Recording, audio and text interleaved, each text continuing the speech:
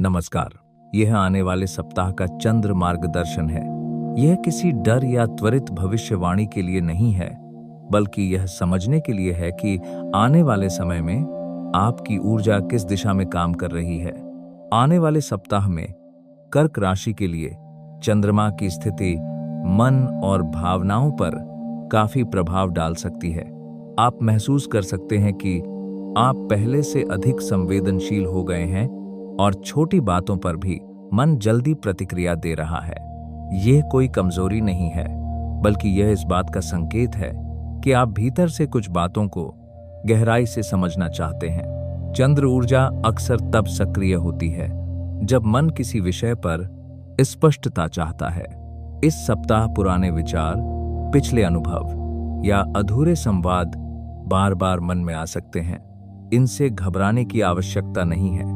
यह समय भावनाओं को दबाने का नहीं, बल्कि उन्हें धीरे धीरे समझने का है। पैसा और कार्य से जुड़ी ऊर्जा। यदि आप पैसों या काम को लेकर पिछले कुछ समय से मानसिक दबाव महसूस कर रहे हैं, तो आने वाला सप्ताह उस दबाव को थोड़ा हल्का कर सकता है। हो सकता है कि तुरंत कोई परिणाम न दिखे, लेकिन आपकी सोच में स्पष्टता आने लगेगी। चंद्र संकेत बताते हैं कि इस समय जल्दबाजी में कोई बड़ा निर्णय लेने से बेहतर है स्थिति को समझना।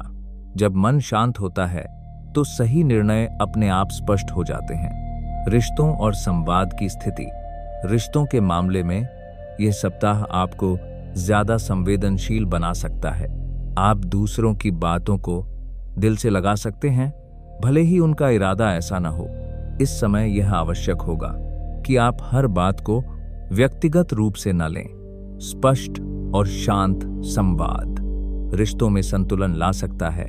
कभी कभी कुछ बातों को जाने देना रिश्ते को बचाने का तरीका होता है। व्यक्तिगत दिशा और निर्णय। यदि आप किसी निर्णय को लेकर असमंजस में हैं, तो स्वयं पर दबाव न डालें। चंद्र ऊर्जा यह संकेत देती है कि यह सप्ताह सोच को व्यवस्थित करने के लिए है, ना कि तुरंत निष्कर्ष निकालने के लिए।